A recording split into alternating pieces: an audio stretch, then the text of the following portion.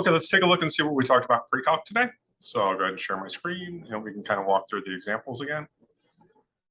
Because what we talked about today is what a polynomial was. So a polynomial is basically, it's monomials connected by operators plus minus, connected by plus and minus. That's as simple as it gets, plus and minus. So what I mean is y equals 4x cubed minus 2x squared plus 1. You got a monomial, and a monomial connected with a plus and a minus. So that's the first. Standard form. Let me just kind of talk about standard form. So standard form is this, and this is typically the biggest standard form I think you're ever going to see. Ax to the fourth plus bx cubed plus cx squared plus dx plus e. So that is your polynomial in standard form. This whole piece right here is called the term. That whole piece is called the term. The pluses and the minuses are called operators. The little numbers up top are called exponents. The numbers up front here are called coefficients. So these are the kind of the pieces that we're going to deal with. This is standard form. Just so you know, this is standard form. What standard form is when you have the biggest exponent first, the next biggest, the next biggest, the next biggest, all the way down to what's called our constant term. So that's standard form. The things we need to know about polynomials is when you have a polynomial, what you're going to find out is that all exponents are non-negative integers. It kind of summarizes everything. So what it means is we're going to have no negative integers.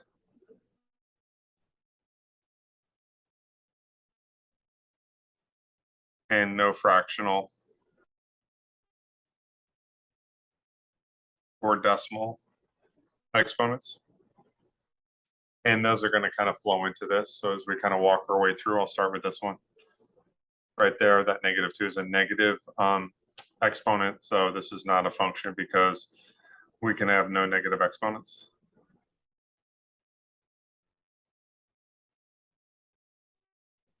And this one right here has a fractional exponent, so we can't have a fractional exponent. Those are kind of standouts, the fractional exponents. Now I want to kind of jump around a little bit because what I want you to understand is when you have a negative exponent is actually the same as, so when I have actually x to the -2, that's actually saying 1 over x squared. That's putting the variable down in the denominator. So when you actually have no negative integers, you can have no variables in the denominator. So this guy right here is basically the same reason as this one here, that x is in the denominator. So this tells me, so you can have no variables in the denominator. Someone asked in class, and just so you know, if I had this x plus 4 over 10, that would be okay as a polynomial because the x is in the numerator. This is basically the same as 1/10 x plus 4/10. So that's okay. This is okay.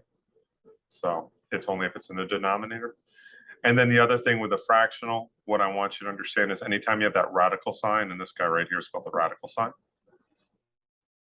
Anytime you have a radical sign, it can't be over a variable. And that's basically the same as this fractional one. So this one is no radical signs over variables. And those are kind of the main reasons you wouldn't have a polynomial. So those are your rules of polynomials that we talked about in class. And then we kind of did this table. What we focused on today was this, we focused on that, and we focused on that.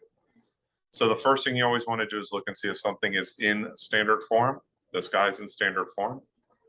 2, 1, no, because this technically, just so you know, this is technically 4x to the 0, but anything to the 0 power is 1, and we just don't write it down, or do we write down those exponents there? There's actually a 1 there. So this is in standard form. Since it's in standard form, we focus on the first term. The first term will give us our degree and our leading coefficient. Our leading coefficient is the number up front, it's a 3. The degree of the polynomial is 2. And what we learned in class is a polynomial of degree 2 is called a quadratic. Next one, f of x equals 6 minus 2x. This is not in standard form. I need to do negative 2x plus 6. So in that case, my leading coefficient is negative 2. The degree of my polynomial is 1. And this guy is linear because the smallest or the largest degree is 1. As we work our way through, 4x cubed minus 6x squared, leading coefficient's 4 because it's already in standard form. The degree is 3, biggest exponent's 3. When you have a third degree polynomial, it's also called a cubic. Work our way through x to the 4th minus 6. If you look at that, that's already in standard form. The leading coefficient here, there's actually a 1 in front of this whole thing. There's an actual 1 there. So our leading coefficient's 1. Our degree is 4.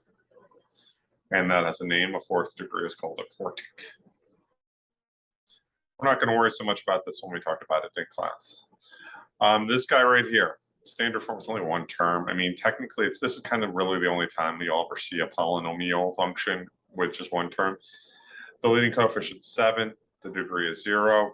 This guy is called the constant. And realistically, folks, those are the 5 you need to know. Quadratic or 2nd degree, linear or 1st degree, cubic or 3rd degree, quartic or 4th degree, constant or 0th degree. Anything else is just whatever that number is. So like if I had y equals 7x to the 9th minus 2x plus 1, the leading coefficient here would be 7. The degree would be 9, and I would call this a 9th degree polynomial. 9th degree. Last one. It's in standard form, leading coefficient of negative 1, degree of 4, and as we saw already, a 4th degree is also not a quartic. So that's kind of what we did, and we did some practice on that in class. We're going to kind of, on the next class, fill out the rest of this, understand about y-intercept, about the zeros, about the terms, and about the end characteristics, and that's what we'll work on next class.